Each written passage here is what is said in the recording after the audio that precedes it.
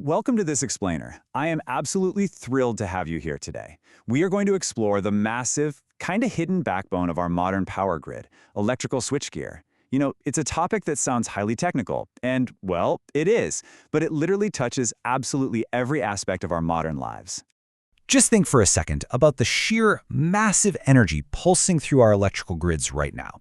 From those giant high-voltage transmission lines all the way down to the feeder powering your local hospital.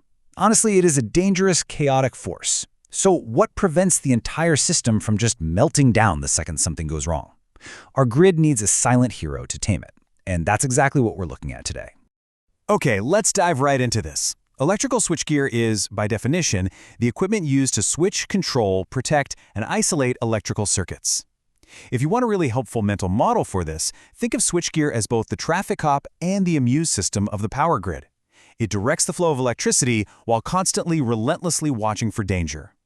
So here is our roadmap for today. We'll quickly explore the grid's protective backbone, the internal anatomy of a switchgear, how it scales across voltage levels, the really strict safety standards involved, and finally, the digital substation of the future. Let's get going. Section 1. Protective backbone. The grid's shield. The core mandate of this equipment relies on this inseparable triad of functions: protection, control, and isolation. Protection detects the faults, control manages the loads, and isolation ensures the equipment can be safely de-energized. And here's the thing, you cannot remove even one of these pillars. If you do, the entire system's safety and integrity are completely compromised. It's an all-or-nothing deal. So how does this triad actually work in the real world? Well, protective relays, like the ANSI 5051 and 87, act as that immune system we talked about. They detect fault conditions, like short circuits, and trigger isolation in literally mere milliseconds. It stops faults before they can spread. Modern control, that's handled by Intelligent Electronic Devices, or IEDs. And when it comes to isolation, guys, this isn't just a suggestion. OSHA's lockout/tagout standards strictly mandate a verified, visible break in the circuit. This is what legally and physically protects the human workers who are out there maintaining the grid. Section 2. Switchgear anatomy. Inside the panel.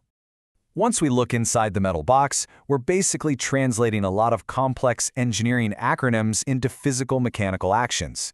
Keep in mind, as we look at these components, these aren't just everyday machine parts you'd find in a car. They are highly specialized tools engineered to wrangle and interrupt massive energy loads safely. Inside, circuit breakers provide your primary current interruption when a fault occurs. Disconnect switches give maintenance teams that all-important verified visible isolation and grounding. Then we have CTs and VTs, current and voltage transformers.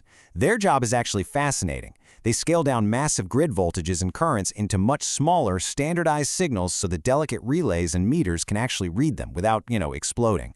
And finally, the busbars, usually heavy copper or aluminum, handle the internal power distribution right within the assembly itself. $50 billion, with a B. That is the annual cost of unplanned manufacturing shutdowns in the US alone. So the crucial point here is that proper switchgear design isn't just nice to have, it's economically vital. In industrial settings, switchgear uses things like zone selective interlocking, or ZSI. This basically allows upstream and downstream breakers to talk to each other, ensuring only the breaker nearest to a fault trips. By doing that, the fault is cleared instantly, but the rest of the factory? It keeps running. It is a massive, real-world financial shield against downtime. Section 3. Voltage levels. Scaling up. The IEC 60038 standard dictates 3 primary voltage tiers. We scale from low voltage in commercial buildings up to medium voltage for industrial feeders, all the way to high voltage used in those massive grid substations.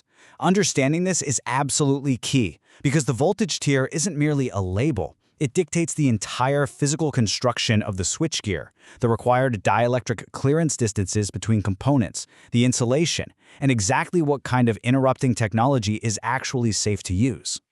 Now, when we deal with those massive high voltages, particularly in dense cities, physical space becomes a huge issue. Air-insulated switchgear uses everyday atmospheric air as its dielectric medium, which is great, but it requires a massive footprint for safety clearances.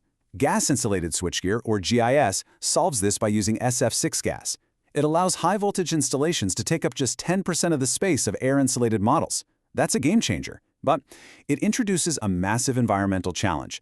SF6 is an incredibly potent greenhouse gas, with a global warming potential 23,500 times greater than CO2.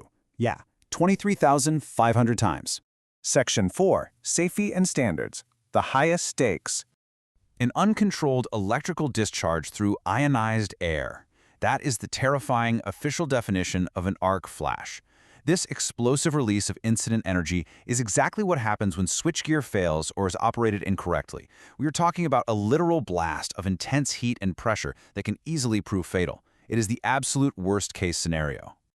To fight the threat of an arc flash, the industry relies on strict armor and protocols. The IEEE 1584 standard is used to calculate the incident energy of a potential blast. IEEE C20.7 dictates how arc-resistant enclosures must vent that explosive pressure safely away from personnel. NFPA 70E establishes the strict rules for protective equipment. But crucially, and this is so cool, modern IEDs have a maintenance mode. This can digitally and temporarily tighten their trip thresholds while technicians are working nearby. They dynamically lower the arc flash energy potential without requiring anyone to physically change out hardware. It's an incredible safety innovation. And that connects directly to the broader regulatory landscape we have to navigate. IEC 6271 globally, the ANSI series in North America, the NEC EN 61439 in Europe. Remember, these dense regulatory standards aren't just annoying administrative red tape. They're the codified, absolute minimum requirements necessary to keep human beings alive and keep the power flowing safely. Section 5. Digital Substation. The Future of Grid. Let's look ahead, because switchgear is getting significantly smarter. The IEC 16850 protocol is replacing heavy, conventional copper secondary wiring with lightning-fast fiber optic Ethernet. And instead of waiting for a calendar date to perform maintenance, condition-based monitoring uses AI, thermal imaging, and vibration analysis to predict faults before they ever even happen. Plus, purpose-designed smart switchgear is the main enabler for distributed energy resources. It safely handles the anti-islanding detection and grid synchronization required to integrate decentralized green energy like solar and wind into our legacy power grids. To address that massive environmental problem with SF6 we discussed earlier, traditional SF6 gas is actively being targeted. The EU F-gas regulation is officially mandating a phased prohibition on SF6 in new equipment. So these environmental regulations are forcing rapid innovation, giving rise to modern alternatives like G3 gas, which is a fluoronitrile mixture, and systems utilizing clean, dry air. The industry is literally in a race to replace its most reliable but most harmful insulating medium.